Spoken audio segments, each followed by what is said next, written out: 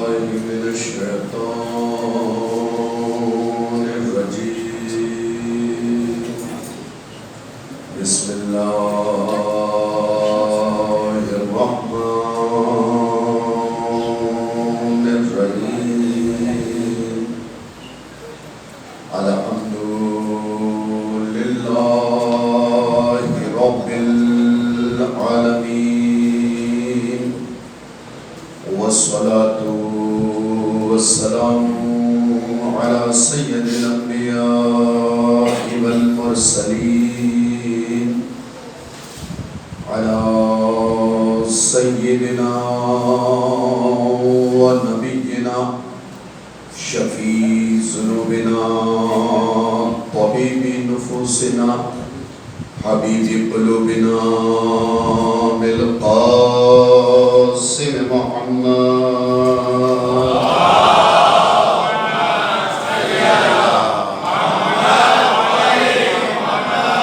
وآله الطيبين الطاهرين المعصومين المظلومين ولعنة الله على أعدائهم أجمعين غاصبي حقوقهم ومنكري فضائلهم ومناقبهم وعطشهم أما بعد فقد قال الله تبارك وتعالى في كتابه الكريم بسم الله الرحمن الرحيم وإذا فرغت فانصب وإلى ربك فارغب صلوات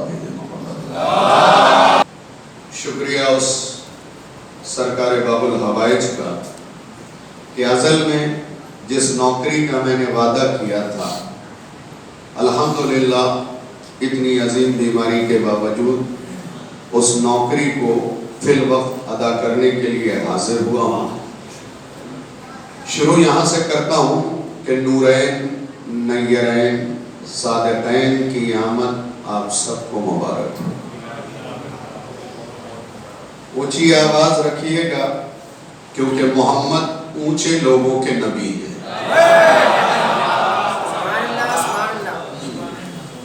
نیچی فطرت کے لوگ نہ کل محمد کو سمجھ پائے تھے نہ آج سمجھ پائے ہیں نہ کل سمجھ پائیں گے۔ میرے حافظے کے لیے بھی دعا کیجئے گا کہ میں نے قرآن مجید کے 94 نمبر کے سورہ علم نشرح کی 7ویں اور 8ویں آیات کی تلاوت کا شرف حاصل کیا۔ پروردگار عالم نے اس سے پہلے 93 سورہ نازل کی اور اس کے بعد مزید 20 سورہ نازل کی۔ یہ سورہ مکے میں نازل ہوا ہے، اس میں ایک رکوع ہے، 27 کلمات ہیں، 103 حروف ہیں۔ اس سورہ کے پڑھنے کا فائدہ یہ ہے کہ مخبر صادق امام جعفر صادق علیہ السلام فرماتے ہیں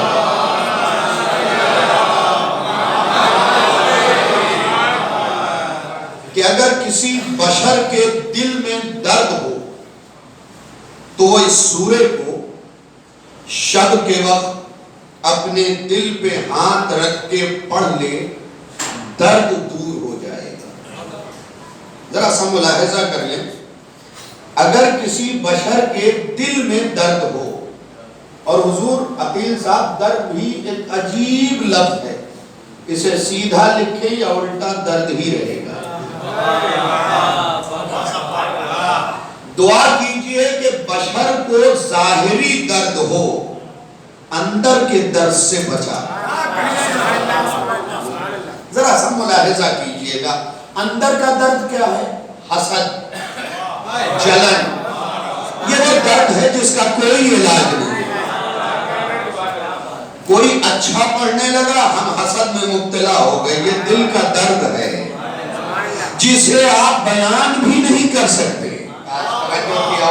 یہ وہ درد ہے جسے آپ بیان بھی نہیں کر سکتے، چل رہے ہیں بتا نہیں سکتے۔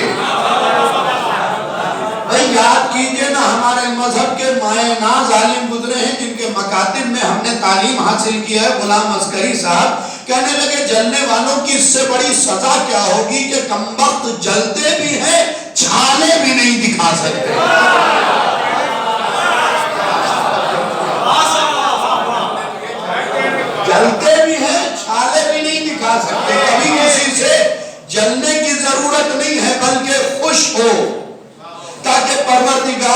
کوالٹیز تمہارے اندر بھی رکھ دے۔ میں نے آیت 2 پڑھی ہے، ترجمہ کروں گا۔ پہلے مرحلے کا سوال، اس سورے کے 3 نام ہیں، انشراح، شرح اور علم نشرح۔ تعجب کی ضرورت نہیں، آپ کے معاشرے میں بھی 3-4 نام ہوتے ہیں، جسے جتنی محبت اتنا پیارا نام۔ اب میں وضاحت نہیں کروں گا، ٹھیک ہے؟ سمجھنا آپ کی ذمہ داری ہے۔ ہاں، کوئی محبت سے لال کہتا ہے، کوئی محبت سے مثال کے طور پہ روح کہتا ہے، کوئی محبت سے بابو کہہ دیتا ہے، یہ سب آپ سب جانتے رہتے ہیں، مجھے اس میں بحث نہیں کرنی ہے۔ ہاں، الگ الگ نام محبت کے تقاضوں کے تحت دے دیا جاتا ہے، تو قرآن کے سوروں کے بھی الگ الگ نام ہیں، انشراح، علم نشرح اور شرح۔ یہ 3 نام اس ایک سورے کے ہیں۔ پہلا فائدہ تو یہ ہے کہ دل کا درد دور ہو جائے گا۔ ذرا اگر آپ نے توجہ کر لی تو آپ کا بھی فائدہ ہو جائے گا۔ 5ویں امام فرماتے ہیں کہ اگر کسی کی اولاد ضدی ہو گئی ہو تو ماں کو چاہیے کہ سینے پہ ہاتھ رکھ کے سورہ علم نشرح کی تلاوت کر لے۔ نہیں، آپ نے وہاں کہا لیکن میں مطمئن نہیں ہوا۔ امام نے جملہ ایک نہیں کہا، کمال امامت یہ ہے کہ تیر ایک پہ شکار 2 ہو۔ جو کیا ہوتا آپ نے، بھائی سر کے درد کی دوا کھائیں گے تو سر کا درد دور ہوگا، دل کے درد کی دوا کھائیں گے تو دل کا درد دور ہوگا، لیکن امامت سے منسوب اگر کوئی دوا مل جائے تو بیماری انیک ہو، دوا ایک ہو۔ سنیے گا، آج سرکار محمد عربی آپ کو سناؤں گا لیکن الگ زاویے سے۔ عنوان ہے آج کی اس گفتگو کا پسینہ۔ آج کی گفتگو کا عنوان ہے پسینہ، اور آخر میں ایک ہم قافیہ علی اکبر لفظ استعمال کروں گا اور وہیں پہ اپنی تقریر سمیٹوں۔ ہاں، کیا امام نے فرمایا وہ سن لیجئے گا غور سے۔ امام فرما رہے ہیں کہ اگر کسی کی اولاد ضدی ہو گئی ہو تو ماں کو چاہیے سینے پہ ہاتھ رکھ کے سورہ علم نشرح کی تلاوت کر لے۔ بہت غور سے سنیے گا، اس جملے کو دائیں بائیں نہ دیکھیے، اس وقت مجھے دیکھیے، اس لیے کہ ہم تو نماز واجب میں نہیں دیکھتے، آپ نماز عشق میں دیکھنے کی کوشش کر رہے ہیں، بس مجھے دیکھتے رہیے اور اس فکرے کو سنتے رہیے۔ امام نے فرمایا کہ ماں کو چاہیے سینے پہ ہاتھ رکھ کے بچے کے جس طرف دل ہے سورہ علم نشرح کی تلاوت کرے۔ تلاوت جیسے جیسے ختم ہوتی جائے گی بچے کی بھی ضد دور ہوتی جائے گی، ماں کی ضد بھی دور۔ اور کیا آپ نے، اس لیے کہ بچہ تب تک ضدی ہو ہی نہیں سکتا جب تک ماں ضدی نہ ہو۔ مجھے معلوم ہے جملوں پہ آپ داد نہیں دیں گے کیونکہ لوٹ کے بابل بھائی ہر کسی کو اپنے گھر جانا، اور احمد بھائی نے لائیو بھی کر رکھا ہے تو بڑا مسئلہ ہے، لیکن ذرا شیر دل بنیے اور عمدہ باتوں پہ بولا کیجئے۔ بچے کی بھی ضد دور ہو جائے گی، ماں کی ضد بھی دور ہو جائے گی۔ کیوں؟ کیونکہ بچہ تب تک ضدی نہیں بنتا جب تک ماں ضدی ہو۔ یہ جو نو نہال آپ کا ہے نا، اس پہ ماں کا اثر آتا ہے، اسی لیے شریعت نے کہا ہے کہ ماں اچھی تلاش کرو۔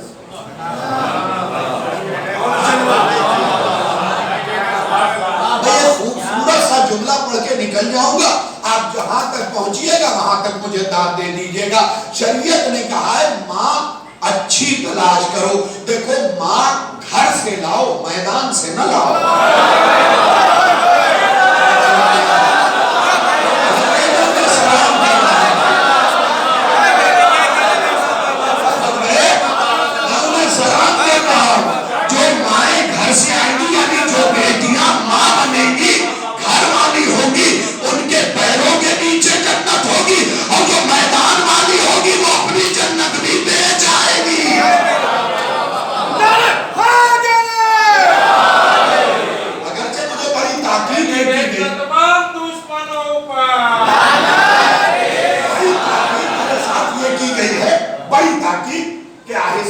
پڑھیے گا، زور نہ لگائیے گا، لیکن میں کیا کروں، میں اپنی عادت سے مجبور ہوں۔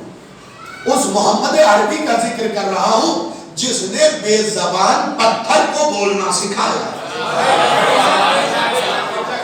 اب یہاں سے جو میری تقریر ہے نا، اگر کوئی اہل سنت یہ کہے کہ آپ لوگ محمد عربی کی مدح نہیں کرتے، تو یہ 10-15 منٹ کی تقریر اسے سنا دیجیے۔ اگر اشروں پہ بھاری نظر نہ آئے تو میں نے سرکار کی شان ہی بیان نہیں کی، سرکار کی شان ہی بیان نہیں کی، جسے دنیا عید میلاد النبی کہتی ہے۔ اس ایک لفظ پہ شیعوں کا رجسٹرڈ حق ہے۔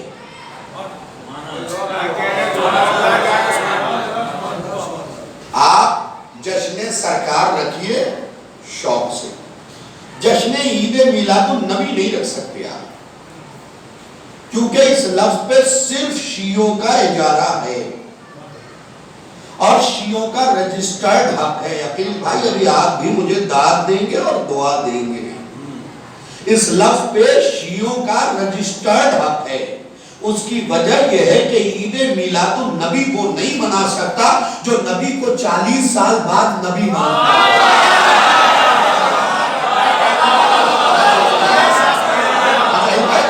کوئی انسان عید میلاد النبی کیسے منا سکتا ہے جو نبی کو 40 سال بعد نبی مانتا ہے؟ یہ تو مذہب شیعہ ہے جو محمد کو پیدا ہونے سے پہلے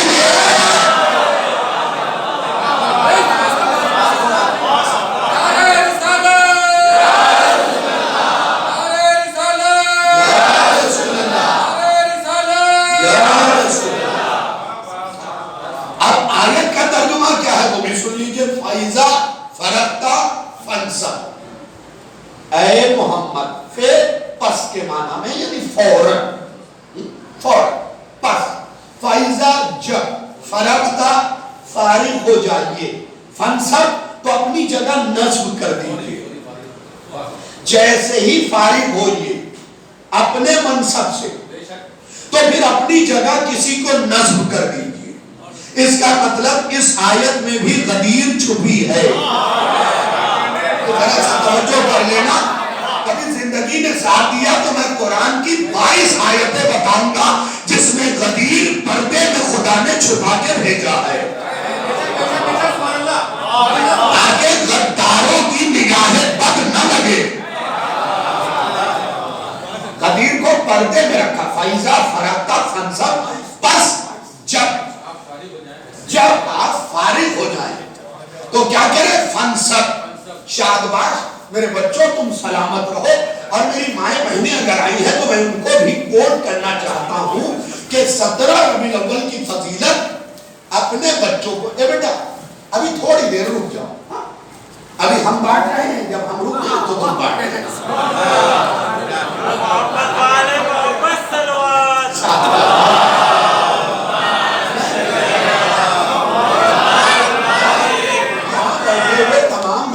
لازم، ضروری، واجب ہے، بلکہ اوجب اور الزم ہے کہ آپ اپنے دوستوں کو اس تاریخ کی اہمیت بتائیں کہ 17 ربیع الاول کے جشن میں شریک ہونا چاہیے اور واجب سمجھ کے شریک ہو، اس لیے کہ جس نے غدیر کا مولا دیا ہے یہ اس کا بھی مولا ہے۔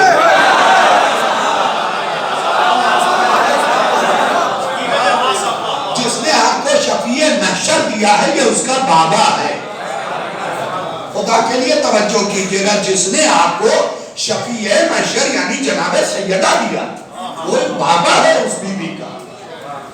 ان تاریخوں کی عظمت کو سمجھئے، اور مائیں جو عورتیں آئی ہیں ان سے کہوں گا کہ اپنے گھروں پہ جا کے تاکید کیجئے کہ کیسے مسلمان ہو تم کہ دو آمدیں تھی، دو جشن، تم گھر میں آرام کر رہے ہو۔ یہ کہیں سے کہیں تک کلمے سے انصاف نہیں ہے، میں یہ نہیں کہہ رہا ہوں کہ اسلام سے، کلمے سے انصاف نہیں ہے۔ آج یقینی طور پہ ایک جملہ کہہ رہا ہوں، اسے صرف دل والے لوگ سمجھیں گے، جن کے دل میں دھڑکن ہے وہی سمجھیں گے۔ آج یقینی یقیناً اس جشن میں علی آئے ہوں گے، اور جب اپنے مولا کے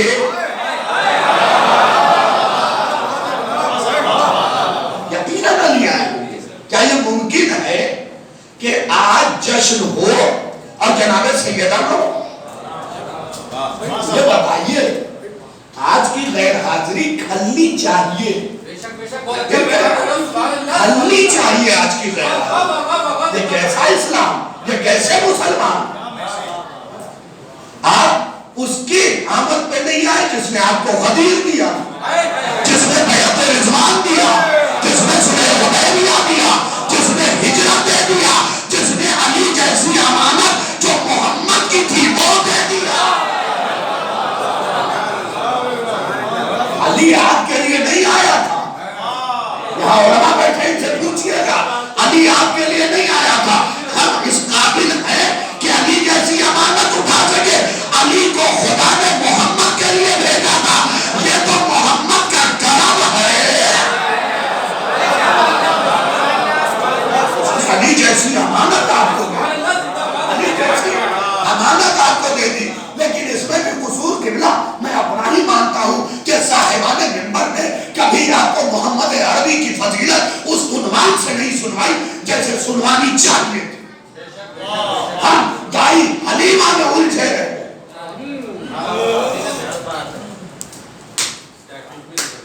پتہ نہیں کیوں یہ جملہ کہنے کا دل چاہ رہا ہے، ہم دائی حلیمہ میں الجھے رہ گئے۔ یاد رکھو مذہب شیعہ میں دائی کو دائی کی جگہ رکھو اور فاطمہ بنت اسد کو ماں کی جگہ۔ بڑا جملہ پڑھ دیا، میں نے بڑا جملہ پڑھ دیا۔ جو تاریخ پر نظر رکھتے دائی حلیمہ کو دائی حلیمہ کی جگہ رکھی، فاطمہ بنت اسد کو ماں کی جگہ رکھی، جسے محمد نے ماں کہا، حدیثوں میں ہے یا ہے؟ ہمیشہ ماں کہا، آپ اسے ماں کہیے نا۔ یہ کیا طریقہ ہے کہ پورا اسلام غیروں سے لیا گیا ہے؟ محمد کی تاریخ ولادت فاطمہ بنت اسد بتائیں گی، محمد کی تاریخ ولادت ابو طالب بتائیں گے۔ اسی لیے جنہوں نے ابو طالب کو چھوڑا تو 12 وفات میں ہوئے رہ گئے۔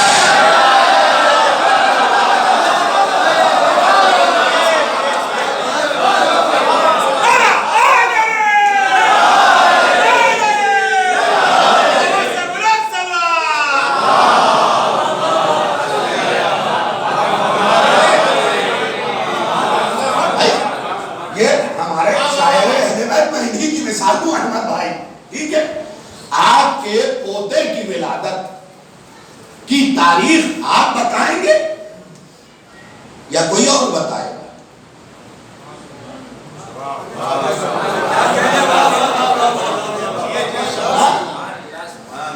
اگر آپ محلے میں جا کے پوچھیں گے تو کہیں گے ہاں سنڈے کو گھر سج رہا تھا،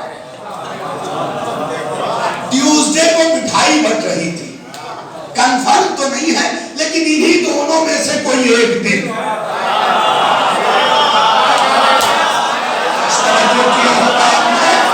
میرے خاموش دوستو، محمد عربی کی فضیلت ہے، ذرا چہرہ اٹھاؤ، انہی کچھ تاریخوں میں سے کوئی ایک ہوگی۔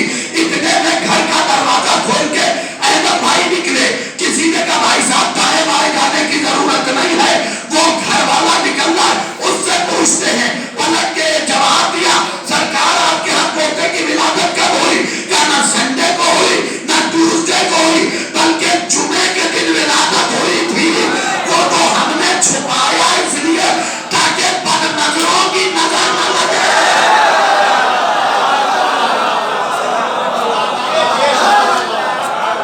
تو صحیح تاریخ گھر والے بتائیں گے، باہر والے نہیں بتائیں گے۔ باہر والے سے مت پوچھئے گا کہ محمد عربی کی صحیح تاریخ کیا ہے، وہ قوم ابھی تک یہی نہیں طے کر پائی کہ ولادت کب ہے، شہادت کب ہے۔ علی کو خدا کی قسم ایک بات چپکے سے کہوں، زور سے سن لیجئے گا، خطبہ غدیر میں دیکھیے دماغ خدا کی قسم اہل بیت کا عطا کرتا ہے، خطبہ غدیر کے آخر میں رسول نے فقرہ کہا کیا فقرہ کا پتہ ہے؟ الا انا آداؤہم ہم الصفحاء الغابون غیبان الشیاطین. رسول اسلام فرماتے ہیں کہ یاد رکھو زمانے والوں، اصلی پاگل وہ ہے جو علی کا دشمن ہے.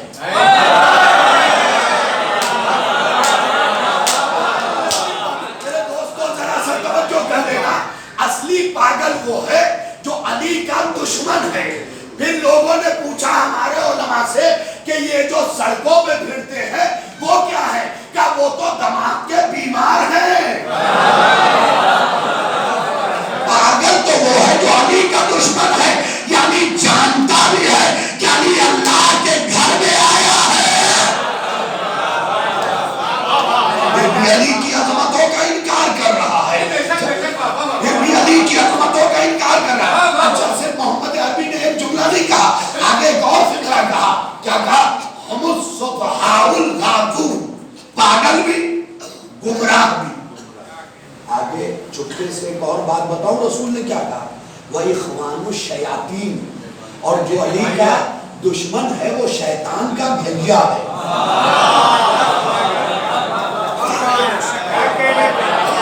وہ بھائی وہ حضرت انسان نہیں ہے جو علی کا دشمن ہے، شیطان کا بھیا ہے.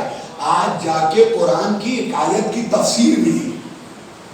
اللہ نے قرآن میں کہا شارکھم فی الاموال والاولاد، مال میں بھی شریک ہو جا، اولاد میں بھی شریک ہو جا. پتہ نہیں چلا کہ شیطان کن کی اولاد میں شریک ہے. انہیں سلام کر رہا ہوں.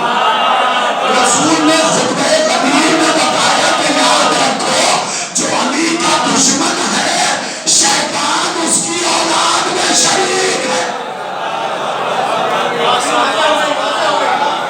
بس جلدی سے وہ فقرہ سن لیجئے. دیکھیے اللہ سے اکڑیے گا نہیں، یہ یاد رکھیے، یہ آج کی مجلس کا درس ہے. اللہ سے اکڑیے گا نہیں، ورنہ اللہ کان پکڑوا کے بھی منوانا جانتا ہے. کچھ لوگ کہتے جائیں ہم تو نماز نہیں پڑھیں گے. ایک چیز بتا دیں، آپ کے نماز نہ پڑھنے سے اللہ چھوٹا نہیں ہو جائے. ورنہ سورہ نحل کی 48ویں آیت پڑھے، اللہ جب اپنے پہ آتا ہے نا تب یہ اعلان کرتا ہے کیا تم نے نہیں دیکھا کہ کچھ لوگ میرے سجدے کا انکار کرتے ہیں لیکن میں اللہ انہی کے سائے کو کبھی داہنی طرف گرا کے کبھی بائیں طرف گرا کے اپنا سجدہ کروا لیتا. سورہ نحل کی 48ویں آیت، کبھی داہنی طرف گرا کے کبھی بائیں طرف گرا کے اپنا سجدہ کروا لیتا ہوں. روک سکو تو روک لو، روک سکو تو روک لو. اللہ جب اپنے پہ آتا ہے تو منوا کے چھوڑتا. یہاں بھی اس نے یہی اعلان کیا فَإِذَا فَرَغْتَ فَانْصَبْ، جب منصب سے فارغ ہو جانا یعنی تم اپنا کام کر لینا تو اپنی جگہ کسی کو نصب کر لینا. وَإِلَىٰ، یہی فضیلت سنانا ہے، وَإِلَىٰ رَبِّكَ فَارْغَب، تو اپنے رب کی طرف پلٹا. کس کی طرف؟ رب کی طرف. ہم کدھر جاتے ہیں؟ تو رب کی طرف، کیونکہ کلو شیء یرجع الی اصلہ، ہر شے اپنے اصل کی طرف پلٹتی ہے. ہم مٹی سے بنے مٹی کی طرف پلٹے ہیں. میں نے کیوں کہا تھا کہ یہ تقریر سنا دینا، ارے ہم مٹی سے بنے مٹی کی طرف پلٹے. اب اللہ کا کہا ہے محمد تم مٹی کی طرف نہ پلٹنا، وَإِلَىٰ رَبِّكَ فَارْغَب، اپنے رب کی طرف پلٹ آنا. اس کی مثال بالکل کیسی ہے پتہ ہے؟ سورج نکلتا ہے 12 بجے، تم سورج دیکھ سکتے ہو؟ نہیں دیکھ سکتے. کیوں؟ شعاعیں نکل آئی. لیکن ایک دم صبح اٹھو، اب وہ قرص جو ہے ٹکیا دکھ جائے گا، پھر تھوڑی دیر بعد شعاعیں نکلیں گی، اب تم سورج نہیں دیکھ سکتے. یہ بات پہنچ گئی آپ تک؟ پھر یہ شعاعیں کیا ہوتی ہیں؟ شام کے بعد اسی سورج میں ضم ہو جاتی ہیں. پہنچ گئے نا انہیں سلام دے، پہنچ گئے نا انہیں سلام کرا. اور سخت بات تھی، یاد رکھیے پہلے توحید تھا، پھر اس نے 12-14 شعاعیں بنائی. شعاعیں بنائی، اب ایک ایک شعاع اسی میں ضم ہو گیا.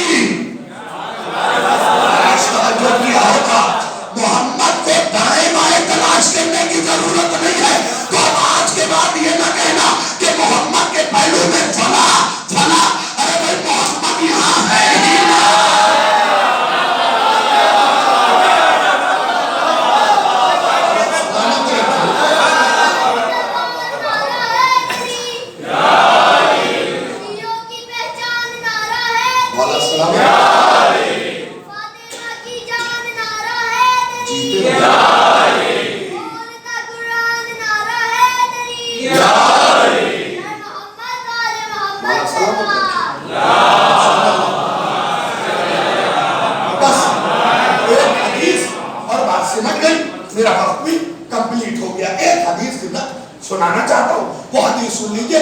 جہاں میں نے کہا نا پسینے پہ بات ہوگی، وہ آ گئی بات. کیا ہے حدیث؟ 5ویں امام کی حدیث ہے. خلق اللہ من عرق راسہ الملائکہ. 5ویں امام فرماتے ہیں، سنیے محمد عربی کی فضیلت. اگر رات کی نیند نہ ہو جائے تو میں نے یہ حدیث نہیں سنائی. محمد عربی کے نائب خاص جنہیں محمد نے سلام بھجوایا، محمد باقر فرماتے ہیں کہ اللہ نے محمد کے سر کے پسینے سے ملک بنایا. ہر بندہ اپنے برابر والے بندے کو جگائے گا. محمد عربی کے سر کے پسینے سے کیا بنایا؟ ملک بنایا. میری طرف دیکھیے گا، ملک بنایا. کہاں کے پسینے سے؟ سر کے پسینے سے. آگے وَمِنْ عَرْقِ وَجْهِ اللَّوْحِ وَالْقَلَمِ وَالْعَرْشِ وَالْكُرْسِي وَالْكَوَاكِبِ وَالنُّجُومِ. اور چہرے کے پسینے سے اللہ نے عرش بنایا، کرسی بنائی، لوح بنایا، قلم بنایا، کواکب بنائے. کواکب کسے کہتے ہیں؟ پلینٹس کو. ٹھیک ہے، سیارے جو ہیں یہ کواکب ہیں. پھر کیا بنایا؟ نجوم بنائے. آگے یہیں پہ بات نہیں تمام ہوئی. سر کے پسینے سے کیا بنایا؟ ملک. کیا بنایا؟ ملک. فرشتے. چہرے کے پسینے سے لوح، قلم، عرش، کرسی، کواکب، نجوم. اب اگر کلیجہ پھٹنے کو آئے تو اسے ناد علی پڑھ کے پکڑو. پکڑو اس لیے کہ دھڑکنیں تیز ہوں گی اور یقیناً ہوگی. 5ویں امام نے فقرہ ہی میں ارشاد فرمایا وَمِنْ عَرْقِ صَدْرِهِ وَالْأَنْبِيَاءِ وَالْمُرْسَلِينَ. اور محمد کے سینے سے جو پسینہ بہانا اس سے 1,23,999 نبی بنا دیے.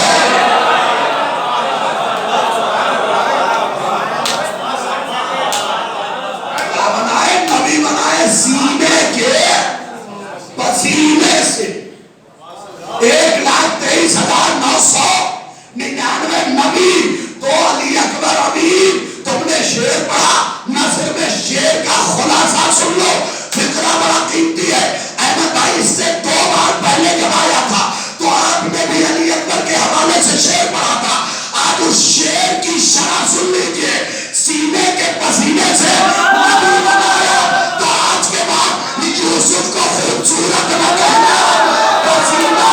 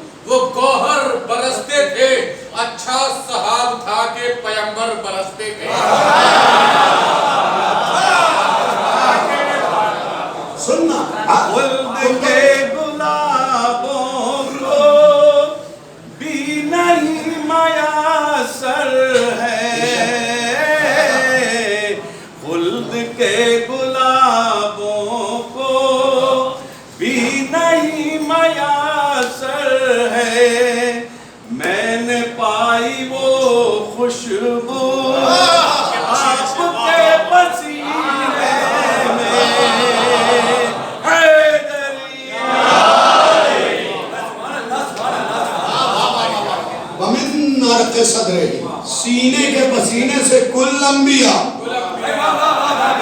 1,23,999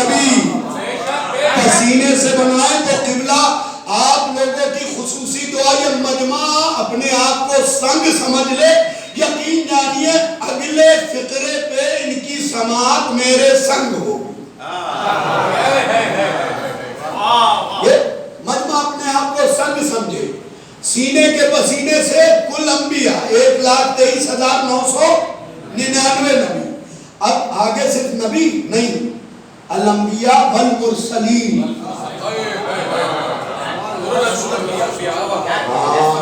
तो चुपके से एक बात कह रहा हूँ, जोर से सुन लेना, सारी कुरान की आयत को पढ़ना, जो सारे नबी मिलके करें। जब सारे काम जमा करके देख लेना कि हाँ एक नबी अंधे को आंख दे देता है, बे औलाद को औलाद दे देता है, मुर्दे को जिंदा कर देता है, तो फिर अपने दिमाग को ठोक के कहना ये तो पसीना है जिसे मोहम्मद ने खून कहा है।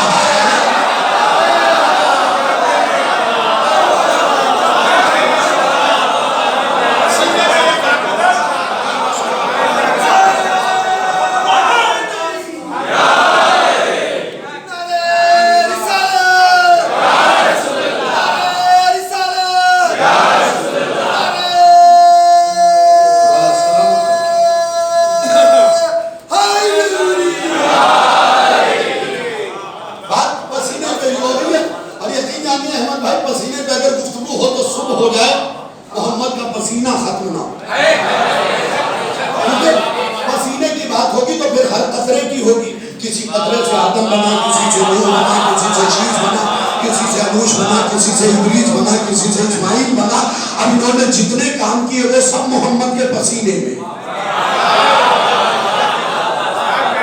सब मोहम्मद के पसीने में। तो जिसे मोहम्मद हाथों पे उठा के कहे, लहमों का लहमी,